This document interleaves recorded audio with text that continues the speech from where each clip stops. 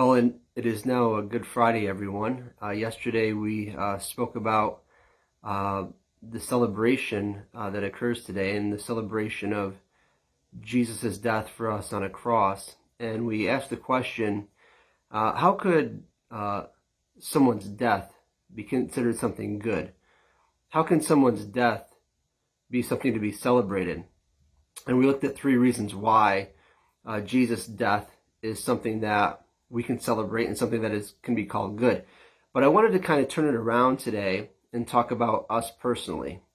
Have we been experiencing defeats in our life? Have we been experiencing things in our life that we would say, this is not successful at all in my life? What would God call that? Does God call every failure and every defeat just that? Does he call it a defeat? Does he call it a failure? Or might he call it something else? We saw that yesterday when it came to Jesus' death. He called the death of Jesus something good. And at times in our life, we can feel like we've been defeated. But God might be calling that defeat success. And here's why. Sometimes difficulty and hardship produces something else in our life. Our defeats can actually serve to produce something else. So if we feel like we haven't been where we need to be, we haven't been successful in our life, God might be saying that this is something that is good because it's going to produce something. Now, when God tries to produce something in our life, oftentimes, in order to get that thing to produce, we get just the opposite of what that thing will look like. We will get a difficulty or a difficult circumstance to go through to produce the thing that God really desires to produce in us. For instance, when Jesus was about to begin his ministry, like we said, Jesus was going to have the most dynamic ministry of anyone that ever existed on the face of the earth. But before he got to his ministry, he had to go through a desert place.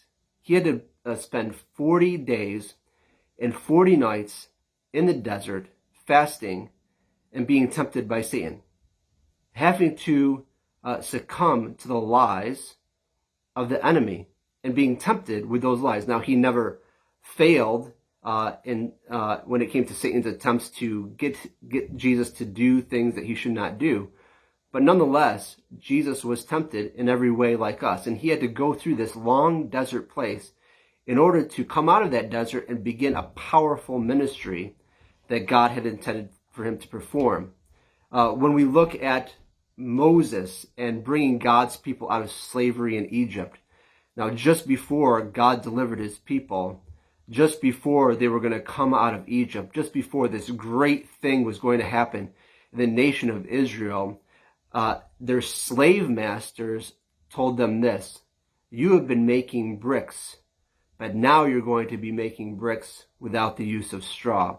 So their hardship got more difficult just before their deliverance came. The difficulty looked just the opposite of what was to come.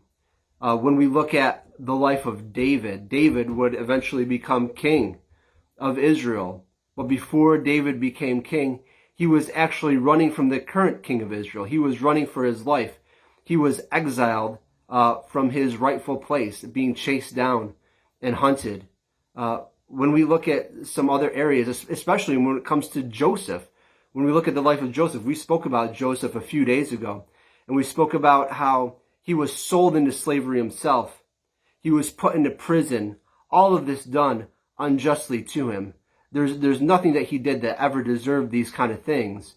But after coming through being sold into slavery by his brothers, and after being put into prison, Joseph came out of that prison and began to rule over Egypt. He was second only to Pharaoh. So something very, very good was coming. God had a beautiful plan, and God wanted to produce something great in Joseph's life. But just before he got to that place, he had to go through some really tough stuff.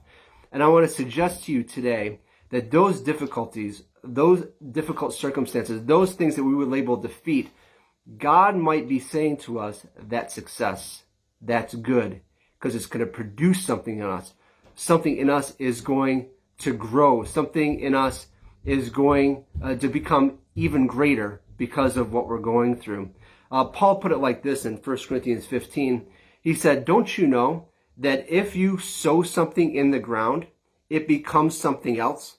Don't you know it is put in the ground with one kind of body, like a seed, but when it grows out of the ground, it is a different kind of body. It becomes a beautiful tree or becomes a plant of some kind.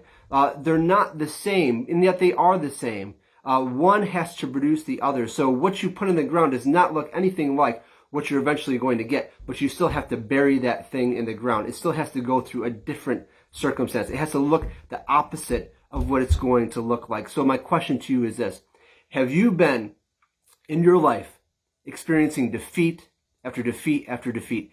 Do you in your life feel like a failure? The question for you is this: is God trying to produce something in you? Does God call that defeat something else? Does he say, that's not a failure? Does he say, that's not a defeat? Does he say, that's a success because it's going to produce something? Now, most often God does this in our life when he wants to produce righteousness in us, when he wants us to become more like him, where we're going to find success in our spiritual growth. So is that what God is doing in your life? Is he challenging you to grow even more because he has something beautiful on the other side of your seeming defeat? Those are my thoughts for today. Love you again, guys. Still miss you. Still look forward to the day where I can see you again. Let's do this again on Monday. I'll look forward to talking to you then. In the meantime, we look forward to celebrating Jesus' resurrection. It looked like defeat in his death. He was put in a grave. He was crucified on a cross. But after 3 days, on that Sunday, he rose again to life.